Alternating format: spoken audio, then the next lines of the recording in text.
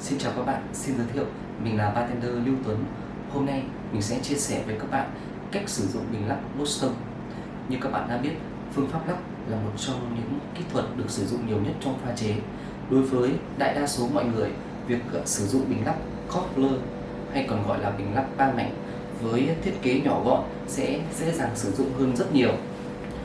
Đối với bình lắc Boston với thiết kế kích thước lớn hơn và cấu tạo đặc thù sẽ tạo ra một chút trở ngại đối với các bạn lần đầu tiên sử dụng. Sau đây mình sẽ chia sẻ với các bạn những thông tin kiến thức liên quan đến bình lắc Boston để các bạn hiểu rõ bản chất và sử dụng nó một cách hiệu quả và dễ dàng hơn. Bình lắc Boston hay còn gọi là bình lắc hai mảnh có một mảnh to và một mảnh nhỏ. Mảnh to có dung tích là 28 ounce tương đương với 840 ml. Mảnh nhỏ thì có hai loại. Loại thứ nhất chất liệu là thủy tinh thì có dung tích là 16 ounce tương đương với 480 ml. Loại thứ hai có chất liệu là inox có dung tích là 18 ounce tương đương với 540 ml. Khi sử dụng bình lắc Boston với ly thủy tinh thì chúng ta có thể nhìn thấy các nguyên liệu bên trong ly khi làm cocktail. Một số loại ly có in vạch chia định lượng rõ ràng và công thức của một số loại cocktail cổ điển rất thuận lợi cho người pha. Ngoài ra, ly thủy tinh này cũng chính là một loại mixing glass chúng ta có thể làm cocktail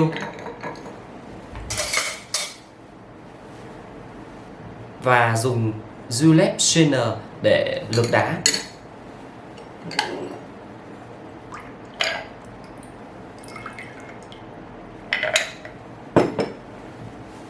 Một điểm thuận lợi nữa khi chúng ta sử dụng bình lắc Boston với ly thủy tinh đó là khi chúng ta lắc cocktail nó sẽ đỡ lạnh tay hơn khi chúng ta sử dụng mảnh inox.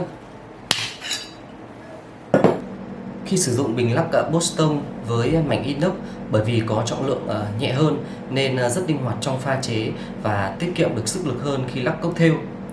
Mình có cân thử thì thấy rằng ly thủy tinh nặng 370g, còn mảnh inox chỉ nặng 195g. Suy ra ly thủy tinh nặng gần gấp đôi so với mảnh inox.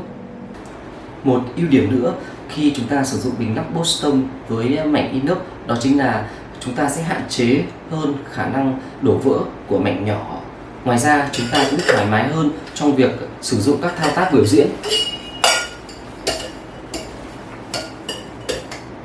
Khi đóng bình lắc lại nó cũng sẽ chặt hơn.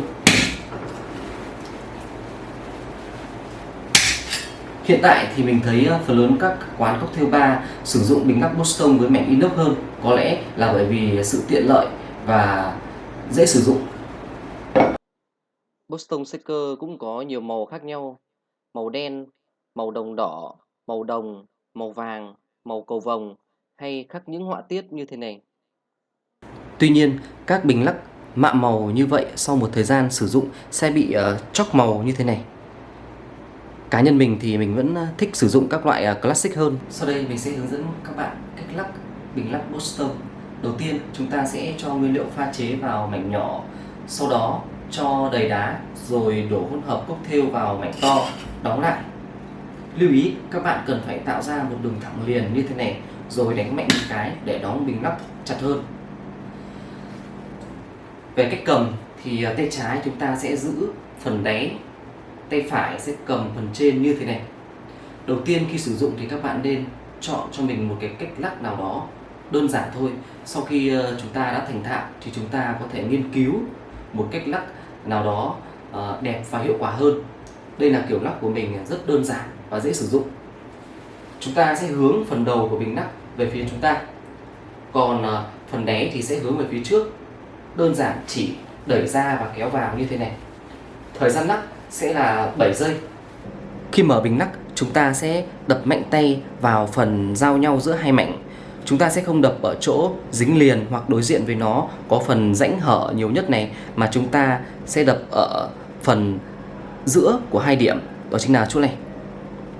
Chúng ta sẽ đập mạnh một cái. Sau đó sử dụng Hawthorne strainer để lược đá và rót cocktail ra ngoài.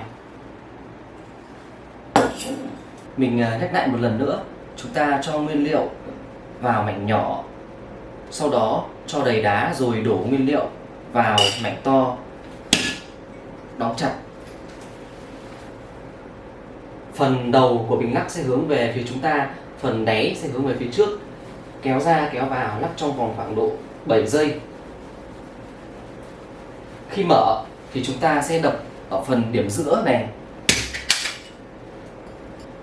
Bình lắc Boston cũng thường được hay sử dụng để làm các cocktail mà chúng ta cần phải dầm nguyên liệu. Ví dụ chúng ta dầm dứa chẳng hạn. Chúng ta không nên sử dụng bình lắc cobbler bởi vì thịt dứa sẽ rất dễ chặn các cái lỗ của cobbler shaker và khó rót ra ngoài. Khi chúng ta sử dụng bình lắc Boston và dùng Hawthorne strainer, chúng ta sẽ vẫn chặn được đá, chặn được thịt dứa mà cũng dễ dàng rót cocktail ra ngoài. Nếu các bạn cần phải lọc kỹ hơn, chúng ta có thể sử dụng double strainer. Bình lắc Boston cũng giúp chúng ta có thêm một kỹ thuật pha chế khác, đó chính là throwing. Khi đó chúng ta sẽ cho nguyên liệu vào mảnh nhỏ và đá viên vào mảnh to, và sử dụng Hawthorne strainer loại không có tai. Chúng ta sẽ rót nguyên liệu từ mảnh nhỏ sang mảnh to và rót lại như thế này. Chúng ta sẽ làm như vậy từ 4 đến 6 lần.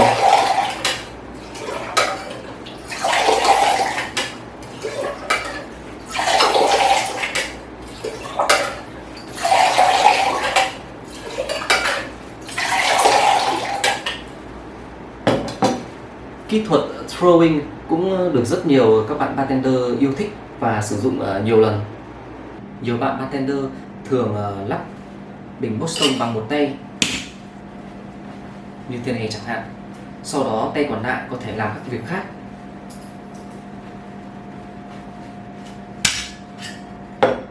Chúng ta cũng có thể vừa lắc vừa stir để tiết kiệm thời gian hơn trong những buổi đông khách.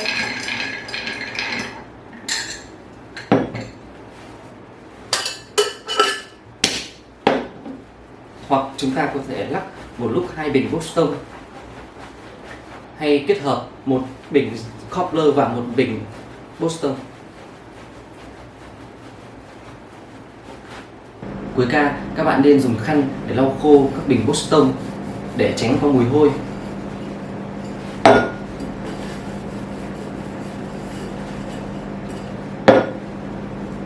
Vừa rồi mình đã chia sẻ với các bạn tất cả những kiến thức và kinh nghiệm của mình về cách sử dụng bình lắc Boston. Mình hy vọng rằng các bạn đã hiểu và có thể sử dụng nó một cách hiệu quả và dễ dàng hơn. Mình có một câu hỏi dành cho các bạn, đó chính là phần nội dung nào các bạn thích nhất trong buổi học hôm nay. Các bạn hãy trả lời bằng cách comment và đừng quên like, subscribe ủng hộ mình nhé. Cảm ơn các bạn đã xem video. Xin chào và hẹn gặp lại.